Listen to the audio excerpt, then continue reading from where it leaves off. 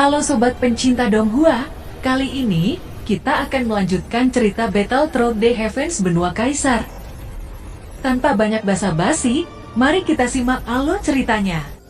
Di episode sebelumnya, Nulong lalu berkata, "Saudara Xiao, perlihatkan juga hadiahmu," ucap dari Nulong.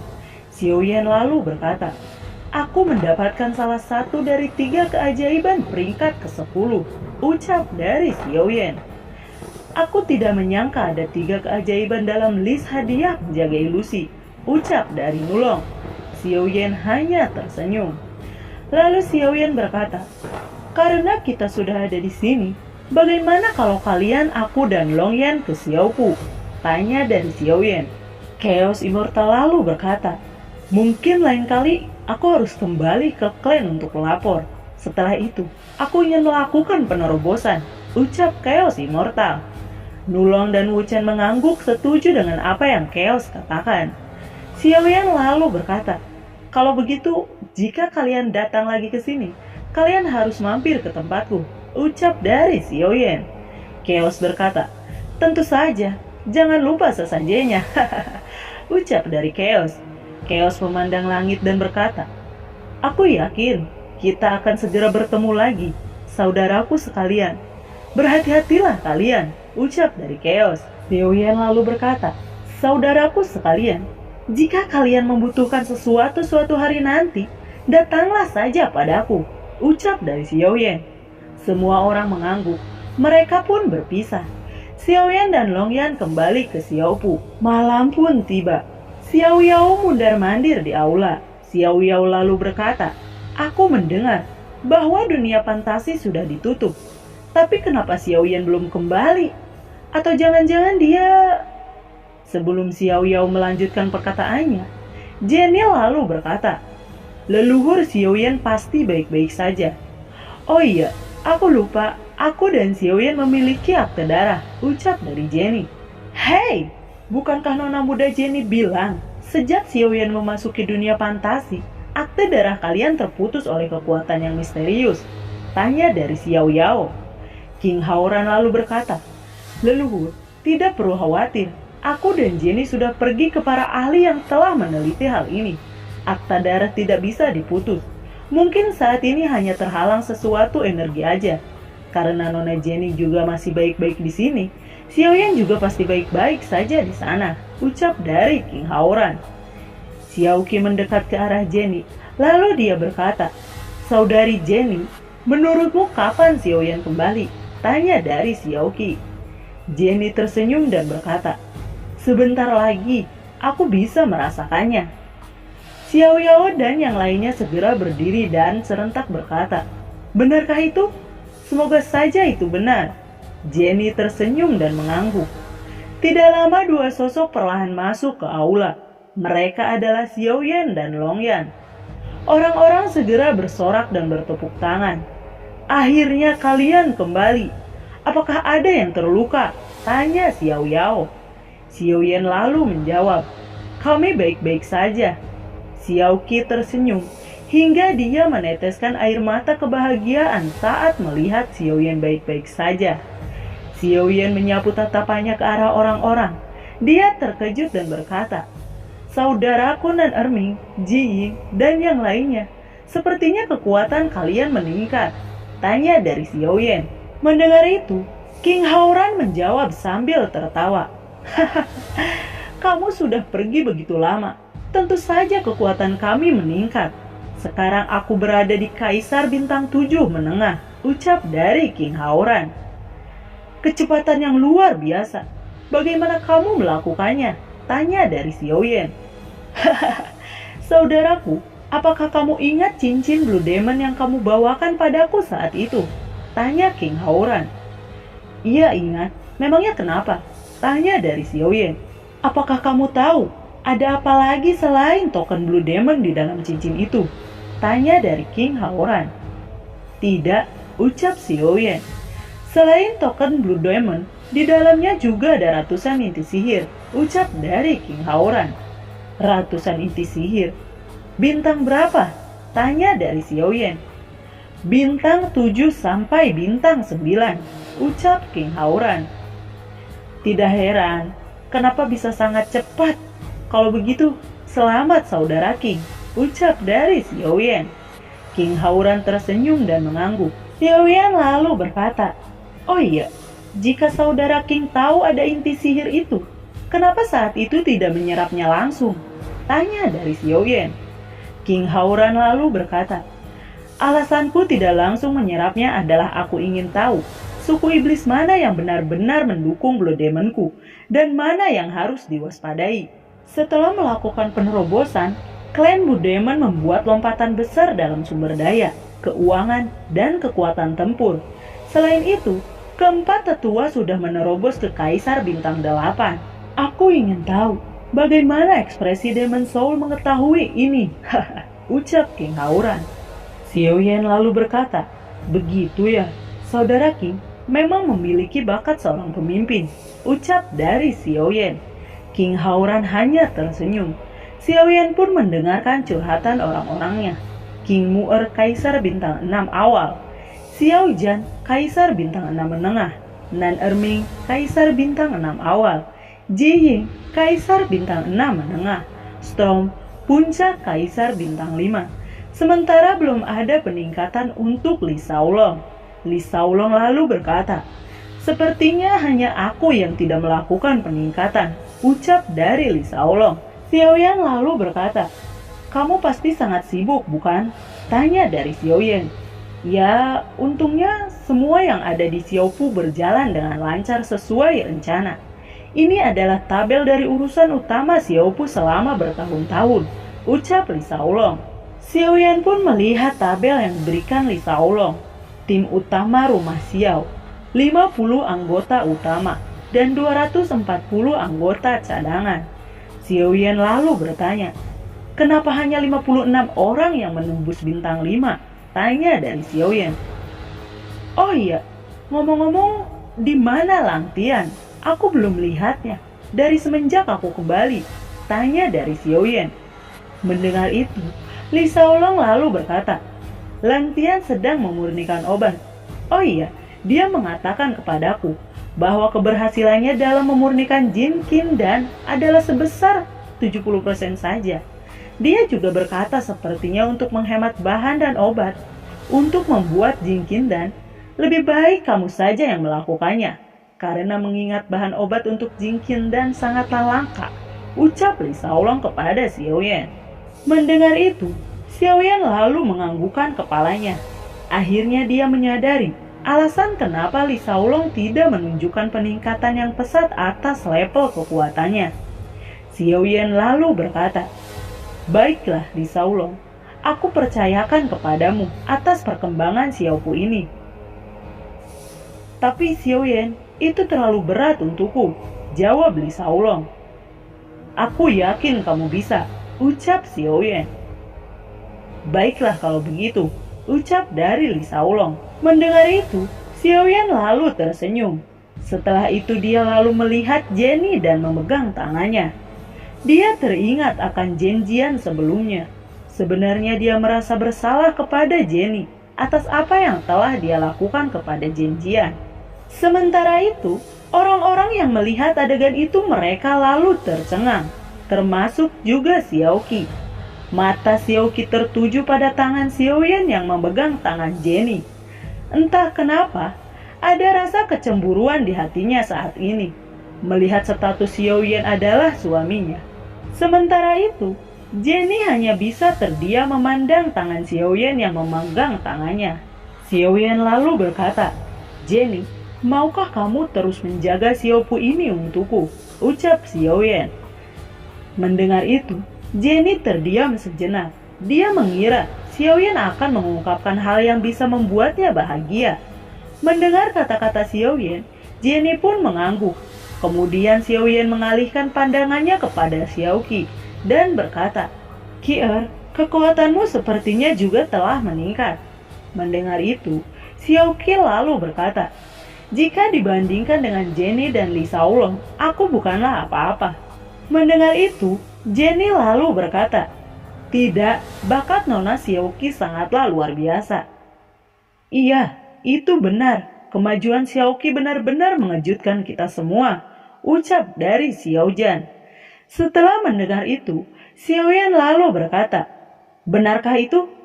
Mungkin juga Qi bisa menjadi kekuatan utama dari Xiaopu ini. Xiaoqi lalu berkata, kalian terlalu memujiku. Dengan dirimu ditambah orang-orang Xiaopu, mungkin kekuatan dari orang-orang Xiao akan sangat kuat di masa depan, ucap dari Xiaoyan.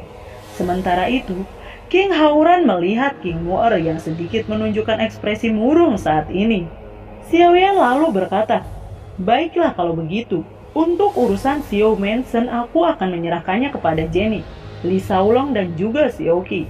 Xiaoqi akan menjadi kepala Xiao Mansion, sementara Li Shaolong dan Jenny menjadi wakilnya. Mendengar itu, semua orang lalu mengangguk. Tunggu Xiaoyan, bagaimana kalau penatua Xiao Li juga membantu menjadi wakil kepala? Karena penatua Xiao Li mempunyai wawasan yang luas, penatua Xiao Li juga telah memberikan banyak kompensasi selama ini terhadap orang-orang Xiao, ucap dari Li Shaolong. Xiaoyan lalu berkata, baiklah kalau begitu, aku setuju, jawab dari Xiaoyan. Setelah beberapa saat, Lang Tian pun tiba di aula Xiaopu. Melihat Lang Tian tiba, Xiaoyan lalu berkata, akhirnya kamu datang juga. Lang Tian, apakah kamu bisa membuatkan beberapa ramuan Xiu Xidan untukku? Tanya dari Xiaoyan. Mendengar itu, Lang Tian lalu menjawab, apa kamu ingin aku membuatkan beberapa ramuan Xiu Xidan? Tanya dari Lang Tian. Ya, ucap dari Xiaoyan. Xiaoyan, tetapi pemurnian Xiu Xidan sangatlah sulit. Aku takut aku akan membuang banyak bahan obat yang langka, seperti Ling Yimos, ucap dari Lang Tian.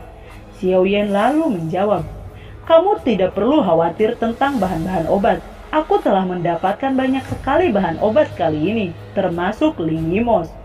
Mendengar itu, Lang Tian pun lalu mengangguk dan berkata, baiklah kalau begitu. Xiaoyan lalu berkata kepada Lang Tian, hei Lang Tian, apakah kamu tidak ingin menikah? Tanya dari Xiaoyan. Lang Tian lalu menjawab, aku tidak akan menikah sebelum aku bisa meningkatkan level alkemisku hingga aku bisa setara denganmu saat ini. Mendengar itu, Xiaoyan tertawa. Hahaha, baiklah.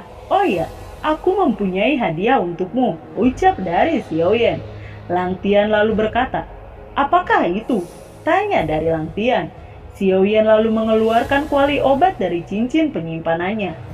Ini adalah kuali obat yang aku dapatkan dari dunia fantasi sebelumnya. Ini untukmu Lang Tian, ucap dari Xiaoyan. Melihat itu, Lang Tian lalu berkata, terima kasih banyak Xiaoyan. Terlihat kebahagiaan dari wajah Lang Tian. Xiaoyan tahu dia sangat tertarik dengan kuali obat. Sama seperti pertama kali Xiaoyan memberikan kuali obat kepadanya ketika di kompetisi Kuildan. Tiba-tiba, King Hauran lalu berkata, hei Xiaoyan, ceritakanlah pengalamanmu selama kamu berada di dunia fantasi. Mendengar itu, King Mu'er pun segera mengangguk dan berkata, ya benar sekali. Aku juga sangat ingin tahu tentang hal itu. Hei pembohong kecil, ceritakanlah pengalamanmu di sana kepada kami. Baiklah, aku akan menceritakannya, ucap dari Xiaoyan. Lalu Xiaoyan pun menceritakan semua kepada orang-orang. Xiaoyan menceritakan semuanya, termasuk pertempurannya yang melawan jenius lainnya yang ada di benua kaisar ini. Xiaoyan juga menceritakan saat-saat terakhir dia berada di dunia fantasi, hingga dia bisa masuk 10 besar orang yang paling menonjol di dunia fantasi, dan mendapatkan hadiahnya. Mendengar itu, semua orang terkesan mendengar cerita Xiaoyan. Setelah itu, Xiaoyan lalu berkata kepada Lang Tian, Lang Tian, aku lupa, bisakah kamu membantuku membuatkan 100 huntian dan... Pada saat itu, aku telah berjanji kepada Chaos Immortal untuk membantunya membangkitkan klannya. Jadi, aku berencana untuk memberikan 100 huntian dan kepadanya. Oh iya, bawalah Long Yan saat kamu memurnikan pil obat, agar dia bisa membantumu untuk menghadapi bencana petir saat memurnikan pil obat tingkat tinggi. Lalu, Xiaoyan pun memberikan cincin penyimpitannya kepada Lang Tian. Di sana, ada bahan-bahan obat untuk memurnikan Hun Tiandan, ucap dari Xiaoyan. Lang Tian lalu berkata, baiklah Xiaoyan, aku akan memurnikannya. Setelah mendengar itu, King Haoran lalu berkata, saudaraku, jika kamu bisa membentuk aliansi dengan klan binatang, itu akan sangat menguntungkan bagi orang-orang Xiao di masa depan. Xiaoyan lalu berkata, tentu saja, aku juga berjanji, aku akan membantu klan binatang untuk memurnikan darah binatang klan mereka dengan menemukan ras piton menelan surga. Mendengar itu, semua orang lalu terkejut. Apa? Ras piton menelan surga? Hei, apa kamu pernah melihat ras mereka? Aku rasa piton menelan surga sudah punah di benua kaisar ini, ucap King Haoran. Xiaoyan, apakah maksudmu kamu akan membantu mereka untuk menemukan suku piton menelan surga? Tanya dari Jenny. Xiaoyan lalu memandang Jenny, Xiaoqi, dan King Mu'er dengan tatapan yang membingungkan. Dia tidak tahu harus mengatakan apa lagi pada saat ini. Longyan tiba-tiba berkata, iya, ayah akan membawa anak dan istrinya kelak jika mereka sudah menembus level kaisar. Apa? Semua orang lalu terkejut mendengar itu. Tunggu dulu Xiaoyan. Maksudmu anak dan istrimu di benua Daoqi adalah ras piton menelan surga? Aku tidak pernah menduga bahwa istrimu dan anakmu adalah salah satu dari suku piton menelan surga, ucap dari King Haoran. Sementara itu, Xiao Ji, Jenny, dan King Mu'er saling memandang dengan penuh keterkejutan. Mereka benar-benar tidak menyangka bahwa istri Xiaoyan di benua Daoqi adalah ras piton menelan surga. Setelah itu, Jenny lalu bertanya, Xiaoyan, aku ingin bertanya kepadamu. Tetapi sebelumnya tolong maafkan aku. Aku hanya sedikit penasaran. Apakah Qinling juga salah satu istrimu dari benua Daoqi? Tanya dari Jenny. Dia tidak bisa menahan rasa ingin tahunya setelah mendengar cerita ini. Semua orang pun menjadi penasaran mendengarkan pertanyaan Jenny. Saat ini mereka menunggu jawaban dari Xiaoyan. Mendengar itu, Xiaoyan lalu menggelengkan kepalanya. Tidak, Qinling bukan istriku. Aku hanya kebetulan menyelamatkannya ketika aku berada di benua Daoqi saat itu. Kemudian dia segera mengalihkan pandangannya kepada Jenny, Xiaoqi, dan King Mu'er. Xiaoyan lalu berkata kembali, aku juga tidak menyangka Qinling bisa berada di benua kaisar ini dan menembus level kaisar. Itu benar-benar di luar dugaanku. Sampai sekarang, penulis skrip juga nggak paham nih, kenapa ketika Qinling tiba di benua kaisar ini, Xiaoyan akan menikahinya. Mungkin karena Xiaoyan sange atau packboy kelas kakap gitu. Xiaoyan selalu membuat iri emang lah ya, termasuk si Bang Rape gitu. Maaf ya Bang Rape, maaf. Yuk kita lanjut ya. Setelah itu, Jenny bertanya lagi, Xiaoyan, apakah di benua Daoqi kamu memiliki banyak anak? Xiaoyan lalu menjawab, tidak, aku hanya mempunyai satu anak perempuan saja dari Sailin. Aku belum mempunyai anak dari Xun-Er, ucap dari Xiaoyan. Xun-Er? Siapa lagi itu Xun-Er? Bukankah istrimu adalah piton menelan surga? Tanya dari Jenny. Xiaoyan lalu menjawab, Xun-Er adalah istri keduaku, dan Sailin adalah istri pertamaku, ucap dari Xiaoyan. Luar biasa, pengen dong diduain. Oke, mendengar Xiaoyan memiliki dua istri di benua Daoqi, Xiao Yao lalu berkata, hahaha, Xiaoyan, untuk seorang jenius dari klan Xiao sepertimu, kamu harus memiliki 6 istri, ucap dari Xiao Yao.